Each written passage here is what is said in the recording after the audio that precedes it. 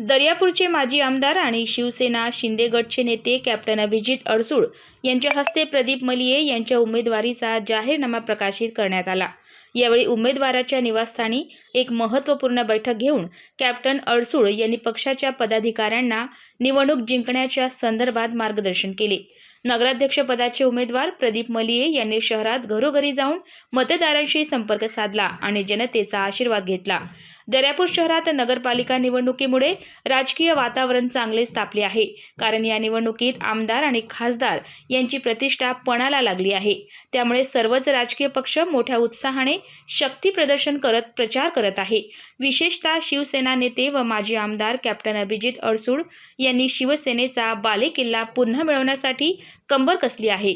शहरात शक्ती प्रदर्शन करत शिवसेनेचा प्रचार जोमाने सुरू आहे। मलिये यांचे वलय विशेष म्हणजे चौकात सामान्य जनतेच्या तोंडून नगराध्यक्षपदाचे उमेदवार प्रदीप मलिये यांचे वलय मोठ्या प्रमाणात दिसून येत आहे।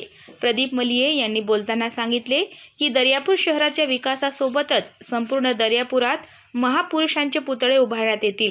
यावेळी शिवसेना शिंदे गटचे तालुका प्रमुख सुनील डिके, शिवसेनेचे नेते रवींद्र गणोरकर, माजी मुख्याध्यापक राजेंद्र गायगोले, राहुल भुंबर तसेच नगरसेवक पदाचे सर्व उमेदवार व कार्यकर्ते मोठ्या संख्येने उपस्थित होते।